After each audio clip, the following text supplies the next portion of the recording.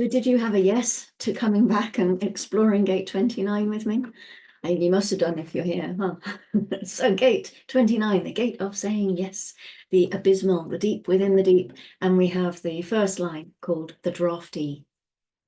We have a lifetime learning here. It says the ability to adapt to struggle when necessary, but not as a permanent state. We've come from gate 4. This was our last gate in the wheel. So if you don't wait to find out whether the answer you've come up with is true or not, and you just jump on the bandwagon, then you're going to meet some struggle. And you have to learn how to adapt to that. The foundation of this hexagram is in making commitments, but not as a permanent state. Don't make that commitment for life. Make your commitment to that experience, just to that experience. It's the experience that gives us the ultimate growth and value in the process. And that's when people, this is why when people are really down, if they can find something that they really like to do, then they can commit themselves to it. And suddenly they blossom. But without that, without being kind of drafted into a new experience, they simply continue to go through their process saying, can I really continue to say yes to this commitment to life? And it can get very heavy. You know, the deep within the deep, this is water over water. There is a real elemental pressure in this gate to saying yes to the experience, to saying yes to life. But if there's nothing that really fires you up, or there's nothing coming along that you are invited to or responding to, then the pressure of saying yes but having nothing to say yes to can be very difficult to cope with. With the exaltation, we have the innate nature to apply energy in times of war or peace, the power to persevere when necessary, but not generally. The gate of saying yes isn't actually about standing there and saying, I'm here to say yes, I'm here to say yes, ask me anything, I'll say yes, bring it on. It's not that. A collective commitment has to come from the outside, and the first line is lower trigram. They don't know what the outside is. No, they don't really understand about that. They're also introspective, remember. So actually, your first line is deeply concerned with finding out what a commitment actually is and what happens if you make a commitment and what is necessary to make a commitment. That's just digging into the foundations of what commitment actually entails. Because that's the process of this first line. Excuse me, blackbird moment. To it's my commitment to saying yes to feeding blackbirds. Yeah, and this is the commitment of the first line. It's finding out how it works. And there's an energy here that wants to say yes. It's a sacral gate, remember? So there's a lot of power here, potentially. And it's abstract circuitry. So it wants new experiences so that it can discover what life is all about and share that with others. This is the whole process here because gate 29 is in the channel of discovery together with gate 46 coming out of the G center right above it. So it really wants to discover what life is all about and then share it. It's collective. It has to share. Abstract circuitry has to go through a process. You know, in the logical side, we have the collective logical side of going through an experiment again and again. Things have to be verified. They have to be practiced and experimented with. Here on the abstract side of the collective, the process is the cycle of beginnings and endings and beginnings and endings and starting an experience and sticking through with it until it gets to its end. This is the process of the cycle. And it's the human experiential way. And like any way, it takes time to mature. Everything takes time. And we find this so many times in so many examples of these lines. Time is really critical. In the right timing, everything works out. If you give your questions, we found this in the fourth gate. When you answer questions, in the right timing, then your answers are more likely to be heard, understood, valued, and appreciated. So to be well in this life, to be at peace in this life, we come to the point of timing, to really get to grips with what it means to be in this life. It takes time, and we appreciate that timing is not up to us. And this is why we're advised to work with this human design knowledge for 7 years at least, before then we notice that it really starts to become part of us and we're living it. We're not just studying it, or it actually gets into us, it gets into the cells. Human design is not a quick fix. The RSPCA, if you have the RSPCA in your country, it's the Royal Society for the Protection of Cruelty to Animals. They used to have an advertising campaign on the television every Christmas, and they would ask people to consider not buying a puppy for Christmas, because they used to have to deal with so many abandoned dogs, 4 months later or 6 months later, when these little animals stopped being cute. Because puppies are so cute and adorable and yummy and fun, and they grow up. And when they grow up, they become a responsibility. They take time, they take energy, they take commitment. And there's that whole poo thing as well that must be considered. But they become part of your life. And your life is changed because you've taken them in, and you've taken that whole thing of having a puppy on. Can you see where I'm going with this? Well, except for the poo thing, you could say that human design, very similar. It's not just for Christmas, really is the point I wanted to make. Forget the poo thing.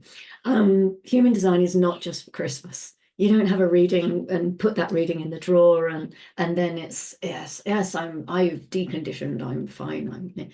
It's something that we commit to the experiment, to the experience. We realize that it works. And so that helps us to commit to it even more. So yeah, human design is not just for Christmas. If you want to reap the rewards of any system, especially a logical system, of course, you have to go through that experimentation and the verification, but you have to stick with it. You have to sit with the commitment that you've made. Maybe I should get t-shirts made. What do you think? Could start an advertising campaign. Human design is not just for Christmas.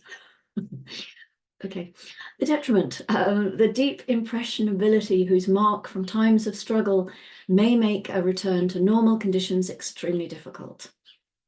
Hesitation and in making commitments based on past experience.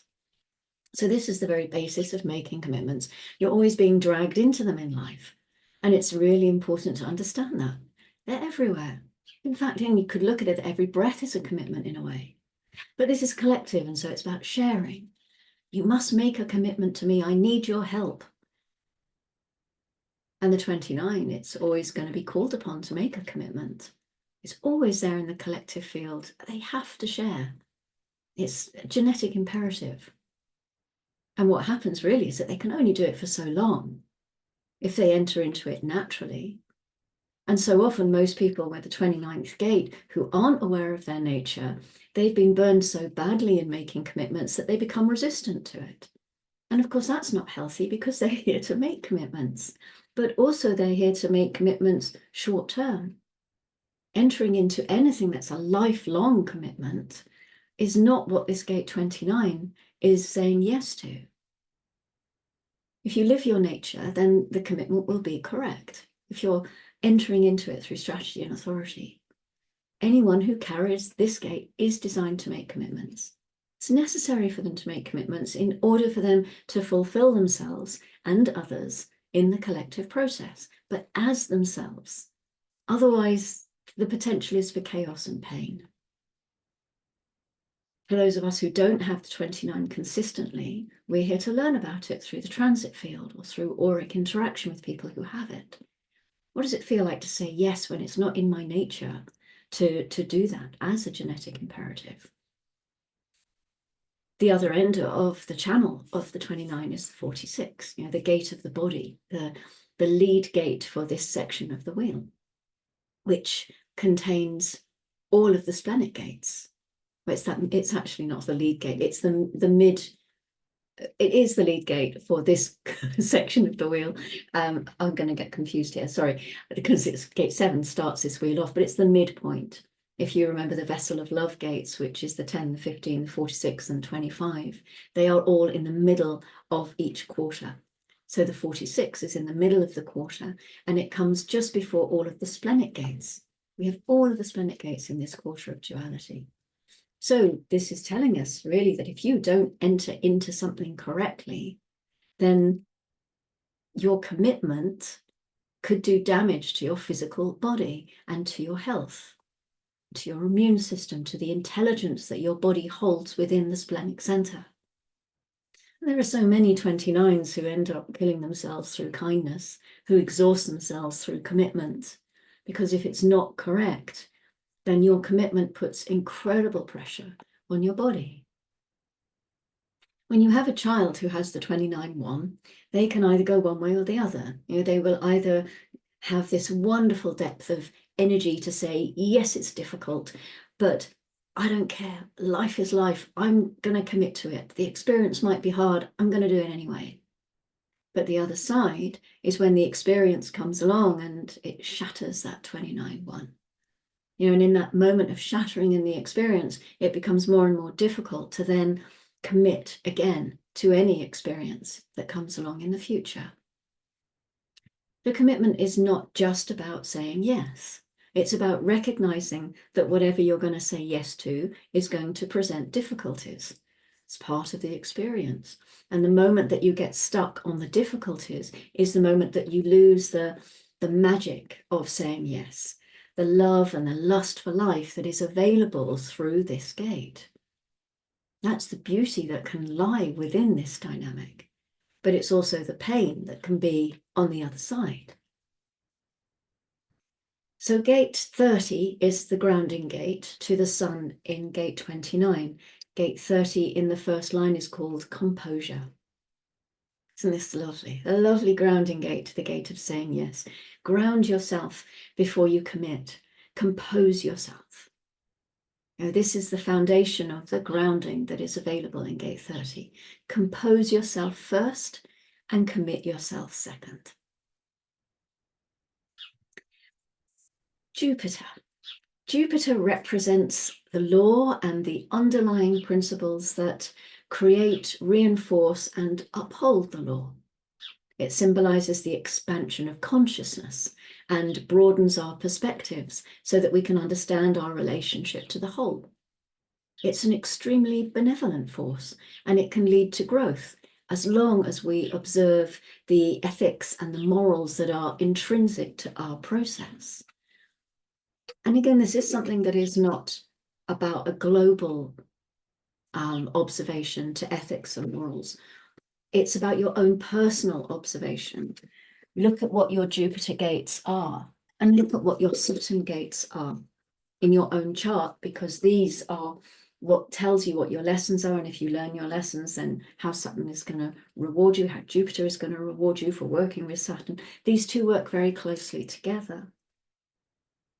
So Jupiter is on the move today, and it's transiting into gate 45 at 1946. This is gathering together, the gate of gathering, the gate of the gatherer.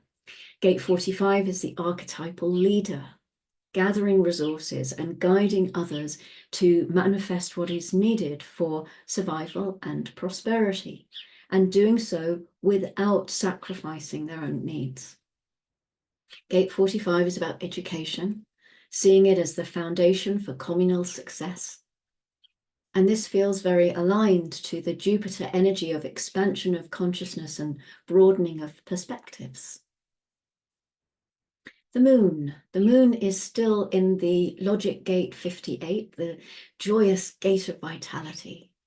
And we also still have the channel, of course, with the south node, which is in that splenic gate 18. And so we have the channel of judgment, getting to grips with challenges, with correcting patterns, and always waiting to be invited before sharing our observations, of course, because it's a projector channel.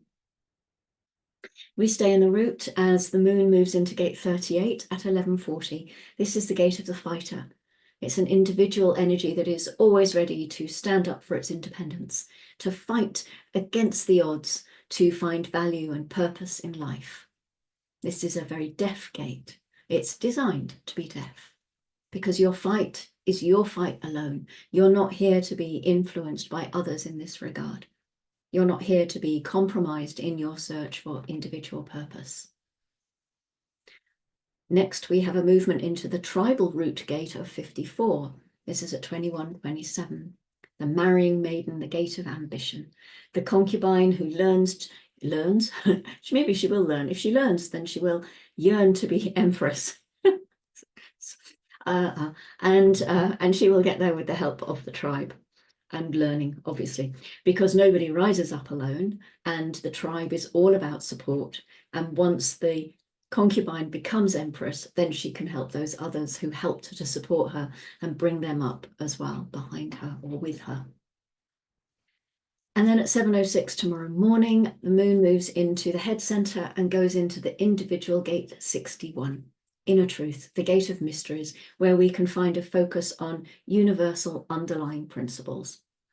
This gate has the pressure to know and to delve into the mysteries of life, to know what is unknown, and also to come to learn what is unknowable.